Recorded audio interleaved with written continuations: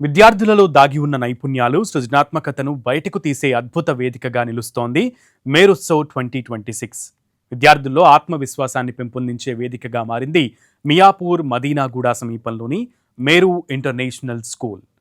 Inter school సాంస్కృతిక, academic, క్రీడా మహా ఉత్సవం ఘనంగా ప్రారంభమైంది. నగర వ్యాప్తంగా ఉన్న 70కి పైగా ప్రముఖ పాఠశాలల నుంచి సుమారు 6,000 మందికి పైగా విద్యార్థులు పాల్గొంటున్నారు.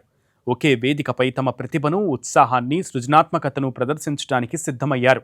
స్కూల్ ఫౌండర్, డైరెక్టర్ మేఘనా గోరుకంటి జూపల్లి నేతృత్వంలో మేరుత్సవ్ కొనసాగుతోంది.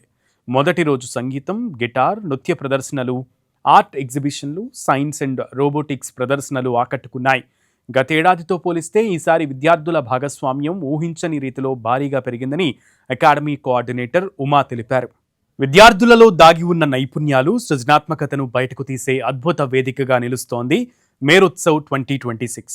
విద్యార్థుల్లో ఆత్మవిశ్వాసాన్ని పెంపొందించే వేదికగా మారింది మియాపూర్ మదీనాగూడ సమీపంలోని మేరు ఇంటర్నేషనల్ స్కూల్.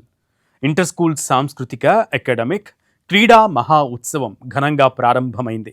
నగర వ్యాప్తంగా ఉన్న 70కి పైగా ప్రముఖ పాఠశాలల నుంచి సుమారు 6,000 మందికి పైగా విద్యార్థులు పాల్గొంటున్నారు.